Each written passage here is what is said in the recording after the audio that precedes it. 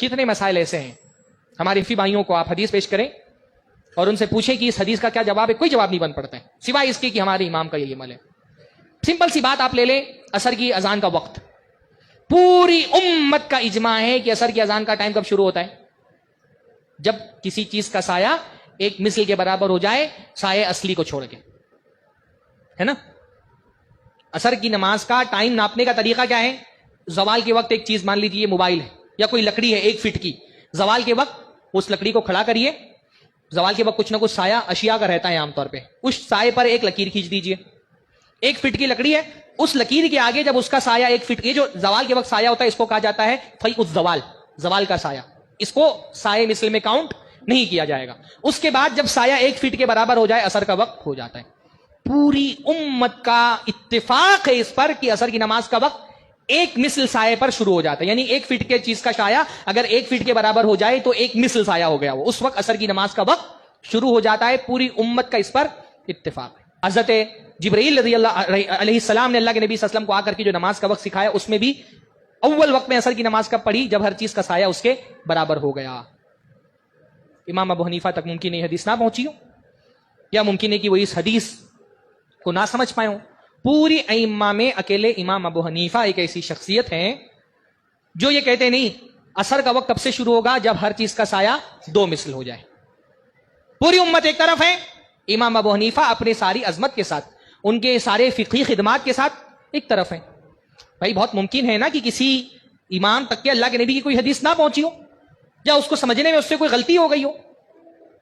پوری امت ایک طرف، امام ابو حنیفہ ایک طرف. اب آپ کسی حنفی مقلد کے سامنے جا کر کے اللہ کے نبی صلی اللہ علیہ وسلم کی یہ حدیث پیش کریں، کیا جواب دے گا وہ آپ کو؟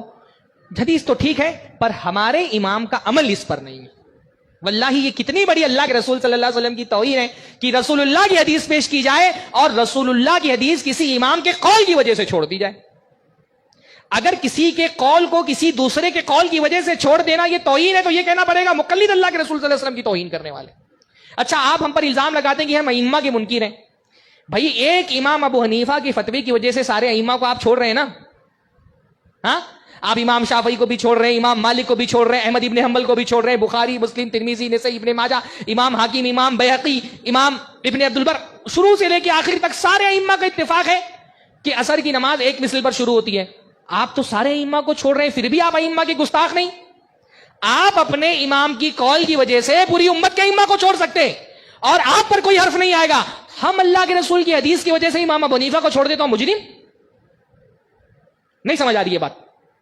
ایک مقلد اگر اپنے امام کے قول کی وجہ سے پوری امت کے ائمہ کو چھوڑ دے تو اس پر کوئی حرف نہیں آتا، اور اہل حدیث اپنے کسی امام کے قول کی وجہ سے نہیں، اگر اللہ کے رسول کی حدیث کی وجہ سے ائمہ کو چھوڑ دے تو ہمارے بھائی ہم پر الزام لگاتے کہ ہم ائمہ کے منکر ہیں، ہم ائمہ کی توہین کرنے والے.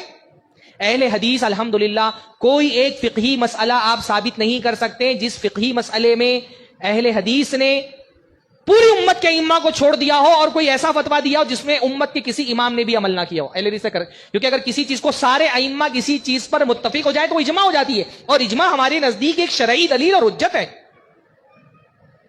ہمارا معاملہ دین کے معاملے میں صرف یہ ہے کہ بھئی اللہ کے رسول صلی اللہ علیہ وسلم کی ایک حدیث آ جائے اور ائمہ میں اختلاف ہو جائے تو ہم ائمہ کے چہرے اور ان کے نام نہیں دیکھتے، ائمہ کی طرف سے دی گئی دلیلیں دیکھتے ہیں.